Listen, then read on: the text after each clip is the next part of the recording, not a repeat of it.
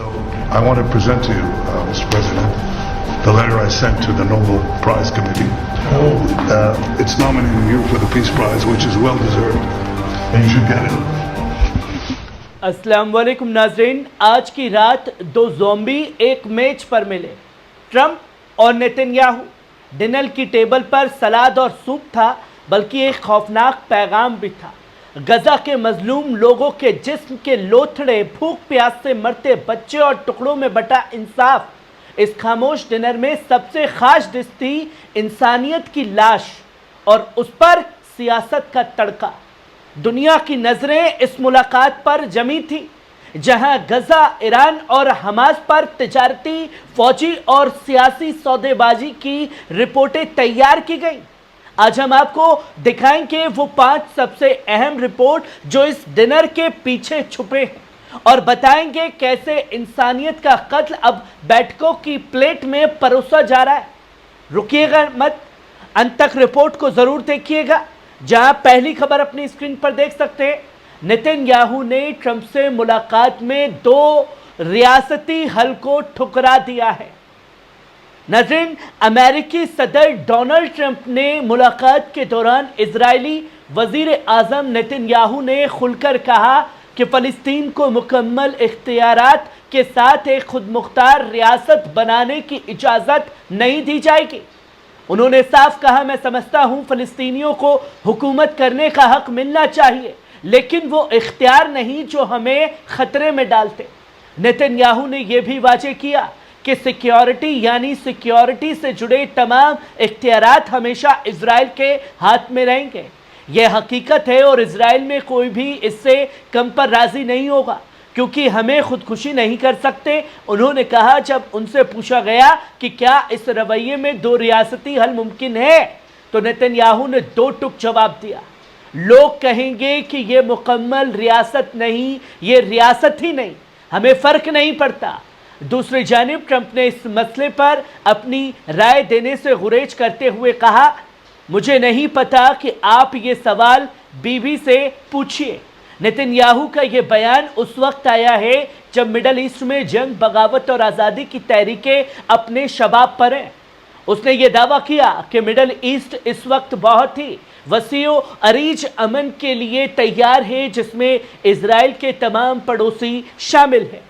वहीं आप दूसरी खबर देख सकते हैं, 24 घंटे में 100 फ़लस्तीनी शहीद, इजरायली हमलों से गजा में तबाही, मलबे में दबे जिंदा लोग। ये उस वक्त का नज़ारा है जब ये 2 ज़ॉम्बी एक साथ टेबल पर बैठे थे। वहाँ गजा से एक बार फिर दिल दहला देने वाली खबर सामने आई। पिछले 24 घंटों में इजरायली फ़ौज के हमलों में कम से कम 100 फ़लस्तीनी शहीद हुए। ये इंकशाफ गजा की वजारत सेहत ने किया है। वजारत के मुताबिक 105 मैयतें और 356 ज़ख्मी गजा के मुख्तलिफ अस्पतालों में दाखिल किए गए हैं। कई ज़ख्मी ऐसे हैं जो अभी मलबे के नीचे दबे हुए हैं, जिन तक इमदादी टीमें और सिविल डिफेंस नहीं पहुंच पा रही है। सबसे अफसोसनाक मंजर वो है जहां इंसानी मदद की लाइन में खड़े लोगों पर बमबारी हुई। कम से कम 7 शहरी शहीद हुए और 74 से ज़्यादा ज़ख्मी, और अक्टूबर से लेकर के अब तक 57,523 फ़लस्तीनी शहीद हो चुके हैं। 1,36,000 से ज़्यादा घायल हैं। आप तीसरी खबर अपनी स्क्रीन पर देख सकते हैं, ईरान ने ट्रंप का दावा मुस्तरद कर दिया, हम अमेरिका से कोई मुलाकात नहीं मांगी। नाज़रीन, अमेरिकी सदर डोनाल्ड ट्रंप एक बयान आज सियासी बहस का मरकज़ बन गया, जहां उन्होंने डिनर टेबल पर नेतन्याहू से कहा कि ईरान जो है हमारे पास आया, गिड़गिड़ाने लगा और इसकी बातें लोगों के सामने रखी गई। पर इस झूठ का पर्दाफाश हो गया जब ईरानी वजारत खारजा के तर्जुमान इस्माइल बकाई ने साफ कहा, हमने अमेरिकी हुकूमत से किसी भी तरह की मुलाकात की कोई दरख्वास्त नहीं की है। ईरानी रियासत के सरकारी न्यूज़ चैनल ने यह बयान कोट किया, जिससे ये साबित होता है कि ट्रंप की बात या तो गलतफहमी पर मबनी है या एक सियासी चाल है। दूसरी जानिब अमेरिका के खास एलची विटकॉफ ने यह ऐलान किया कि अगले हफ्ते अमेरिका और ईरान के दरमियान बातचीत हो सकती है कि आगे क्या किया जा सकता है।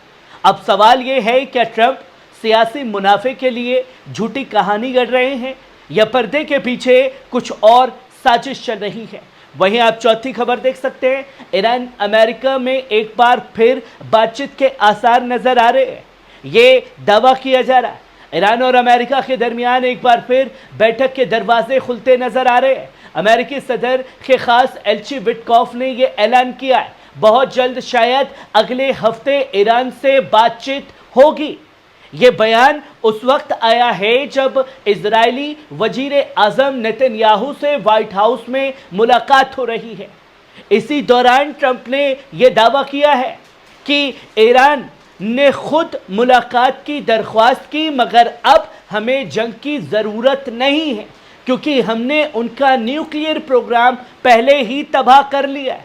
अपनी मुंह मियां मिट्ठू बने जा रहा है हर जगह डोनाल्ड ट्रंप। याद रहे कि 13 जून को जब इजराइल ने ईरान पर हमला किया था और फिर ईरान ने जवाब में लिखा, अमेरिकी एयरबेस अल उदीद को निशाना बनाया। 24 जून को जंगबंदी का ऐलान हुआ। महज एक हमले से घुटनों पर डोनाल्ड ट्रंप आया, मगर अब जो बातचीत की बात हो रही है वो वाकई अमन की कोशिश है या सिर्फ सियासी दिखावा है डोनाल्ड ट्रंप का, ये आने वाला वक्त बताएगा। वही सबकी नजरें दोहा पर भी टिकी हुई हैं और दोहा में ये बैठक में अड़चन आ गई है। जहां पांचवी खबर देखें, दोहा में जारी हमास और इजराइल के दरमियान बैठक एक अहम मुकाम पर पहुंच गई है, मगर सबसे बड़ी रुकावट अब भी बरकरार है। फलस्तीनी जराये के मुताबिक इजराइल अब तक गजा में इंसानी मदद की बेरोक टोक और महफूज आमद को यकीनी बनाने पर राजी नहीं हुआ है और यही है सबसे बड़ा अड़ंगा।